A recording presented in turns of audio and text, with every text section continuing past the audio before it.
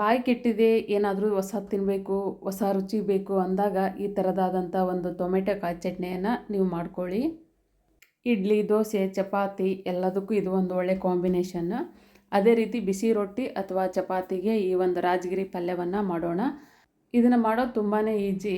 ಮೊದಲಿಗೆ ಈ ಒಂದು ರಾಜಗಿರಿಯನ್ನು ಕ್ಲೀನಾಗಿ ಇಟ್ಕೊಳ್ಳೋಣ. ಸೋಸಿದ ನಂತರನೇ ಕ್ಲೀನಾಗಿ ತೊಳ್ಕೊಳ್ಳಿ. ಈ ಥರ ಒಂದು ಬುಟ್ಟಿಗೆ ಹಾಕ್ತಾಯಿದ್ದೀನಿ, ನೀರೆಲ್ಲ ಸೋರಲಿ ಅದರದ್ದು ಅಂತ. ಅದು ನೀರೆಲ್ಲ ಹೋಗ್ತಾ ಇರಲಿ. ಈ ಕಡೆ ಟೊಮೆಟೊ ಕಾಯಿ ಚಟ್ನಿ ಮಾಡ್ಕೊಳ್ತೇನೆ. ನೀರು ಬಸಿತಾ ಇರುತ್ತೆ, ಅದು ನೀರಿದ್ದರೆ ಚೆನ್ನಾಗಿ ಬರಲ್ಲ, ನೀರು ಇರಬಾರ್ದದು. ಇವಾಗ ಟೊಮೆಟೊನು ಫುಲ್ ಕಾಯಿ ಆಗಿರುವಂಥವು ತೊಗೊಂಡಿಲ್ಲ ನಾನು, ಸ್ವಲ್ಪ ಕೆಂಪಗಿದೆ, ಅಂದರೆ ಟೇಸ್ಟಾಗಿ ಬರುತ್ತೆ ಇನ್ನೂ ಚಟ್ನಿ. ಹಾಗಾಗಿ ಒಂದು ಈರುಳ್ಳಿ ಹಾಕಿದ್ದೀನಿ, ಒಂದು 10-12 ಖಾರ ಇರುವಂಥ ಮೆಣಸಿನ್ಕಾಯಿ, 2 ಟೊಮೆಟೊ. ಇವು ಸ್ವಲ್ಪ ಎಣ್ಣೆ ಮೊದಲು ಹಾಕಬೇಡಿ, ಹಾಗೆ ಹುರ್ಕೊಳ್ಳಿ. ಅಂದರೆ ಹೊಟ್ಟೆ ನೋಯ್ತಾ ಇರುತ್ತೆ ನೋಡಿ, ಚಟ್ನಿ ತಿಂದರೆ ಅದಾಗೋದಿಲ್ಲ. ಈ ಥರ ಹುರಿಬೇಕು. ಅವು ಹುರಿದ ನಂತರ ಸ್ವಲ್ಪ ಆಯಿಲ್ ಜಾಸ್ತಿ ಹಾಕ್ಕೊಳ್ಳಿ, 1 ಟೇಬಲ್ ಸ್ಪೂನಷ್ಟು ಆಯಿಲ್ ಹಾಕ್ಕೊಳ್ಳಿ. ನಂತರ ಇದಕ್ಕೆ ಎಳ್ಳು ಹಾಕ್ಕೊಳ್ಳೋಣ, ಸ್ವಲ್ಪ ಎಳ್ಳು ಹಾಕ್ಕೊಳ್ಳಿ. ಎಳ್ಳು, ಸ್ವಲ್ಪ ಒಣ ಕೊಬ್ಬರಿ, ಹಸಿ ಕೊತ್ತಂಬರಿ, ಹಸಿ ಕರಿಬೇವು, ಬೆಳ್ಳುಳ್ಳಿ, ಬೆಲ್ಲ, ಉಪ್ಪು ಬೇಕಾಗುತ್ತೆ ಇದಕ್ಕೆ. ಸ್ವಲ್ಪ ಜೀರಿಗೆ ಸೇರಿಸ್ತಾ ಇದ್ದೀನಿ, ಎಳ್ಳು ಜೀರಿಗೆ ಸೇರಿಸ್ತಾ ಇದ್ದೀನಿ. ಕೆಳಗಡೆ ಇಟ್ಟ ನಂತರ ಹಸಿ ಕೊತ್ತಂಬರಿ ಸೇರಿಸ್ತಾ ಇದ್ದೀನಿ, ಸ್ವಲ್ಪನೇ ಒಣ ಕೊಬ್ಬರಿ, ಒಂದು ಗೆಡ್ಡೆಯಷ್ಟು ಬೆಳ್ಳುಳ್ಳಿ, ಬೆಲ್ಲ ಸೇರಿಸ್ತಾ ಇದ್ದೀನಿ. ಚೂರು ಬೆಲ್ಲ ಜಾಸ್ತಿ ಬೇಡ, ಸ್ವಲ್ಪ ಹಾಟಾಗಿರಲಿ ಚಟ್ನಿ ಅಂತ ಸ್ವಲ್ಪ ಬೆಲ್ಲ, ಸ್ವಲ್ಪ ಉಪ್ಪು, ಅದಕ್ಕೆ ತಕ್ಕಾದಷ್ಟು ಉಪ್ಪನ್ನು ಹಾಕ್ಕೊಳ್ಳಿ. ಅದು ತಣ್ಣಗೆ ಆಗ್ತಾ ಇರಲಿ, ಆಮೇಲೆ ಮಿಕ್ಸರ್ ಮಾಡ್ಕೊಳ್ಳೋಣ. ಇವಾಗ ರಾಜಗಿರಿ ಪಲ್ಯ ಮಾಡ್ಕೊಳ್ಳೋಣ. ಎಣ್ಣೆ ಬಿಸಿ ಮಾಡಲು ಇಟ್ಟಿದ್ದೆ, ಜೀರಿಗೆ ಸಾಸಿವೆ ಚಟಪಟ ಅಂತ ಇದೆ.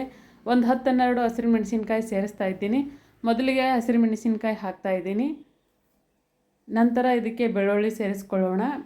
ಇಷ್ಟೇ ಇದ್ರ ಇಂಗ್ರೀಡಿಯೆಂಟ್ಸು, ಜಾಸ್ತಿ ಏನೂ ಇಲ್ಲ. ಸ್ವಲ್ಪ ಕರಿಬೇವು ಹಾಕಿಬಿಟ್ಟು ಇವಾಗ ಸೊಪ್ಪನ್ನು ಹಾಕ್ಕೊಳ್ಳೋಣ.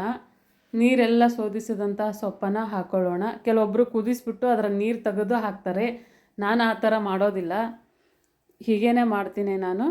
ಅದು ಈಗಲೇ ಉಪ್ಪು ಹಾಕೋದಕ್ಕೆ ಹೋಗ್ಬಿಡಿ, ಗೊತ್ತಾಗಲ್ಲ, ಅದು ತುಂಬ ಕಾಣ್ತಾ ಇರ್ತಲ್ಲ, ಜಾಸ್ತಿ ಉಪ್ಪು ಹಾಕ್ಬಿಡ್ತೇವೆ. ಅದೆಲ್ಲ ಕರಗಿದ ನಂತರ ಉಪ್ಪನ್ನು ಹಾಕ್ಕೊಳ್ಳೋಣ. ಅದು ಅಲ್ಲಿ ಬೇಯ್ತಾ ಇದೆ. ಇವಾಗ ಆ ಚಟ್ನಿ ಏನು ರೆಡಿ ಮಾಡಿದ್ವಲ್ಲ, ಅದನ್ನ ಮಿಕ್ಸರ್ ಮಾಡ್ಕೊಂಡು ಇಟ್ಕೊಂಡಿದ್ದೀನಿ ನೋಡಿ. ಇಷ್ಟು ಫೈನಾಗಿದ್ದರೆ ಚೆನ್ನಾಗಿರುತ್ತೆ, ಅತಿ ಫೈನಾಗಿ ಬೇಡ, ಸ್ವಲ್ಪ ತರಿ ಇರಲಿ, ಮತ್ತು ಜಾಸ್ತಿನಲ್ಲ, ಹಾಗಿದ್ದರೆ ಚೆನ್ನಾಗಿ ಬರುತ್ತೆ ಅದು.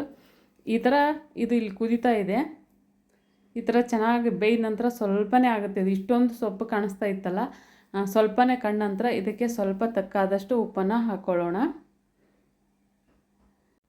ಅವಾಗವಾಗ ಸೊಪ್ಪನ್ನು ತಿಂತಾ ಇರಬೇಕು, ಆರೋಗ್ಯಕ್ಕೂ ಕೂಡ ಗೊತ್ತದು, ನಿಮಗೆಲ್ಲರಿಗೂ ಗೊತ್ತಿರುತ್ತೆ. ಆದರೂ ಕೂಡ ಹೇಳ್ತಾ ಇದ್ದೀನಿ, ಸೊಪ್ಪನ್ನು ಜಾಸ್ತಿ ಯೂಸ್ ಮಾಡಿ, ತರಕಾರಿಗಳನ್ನು.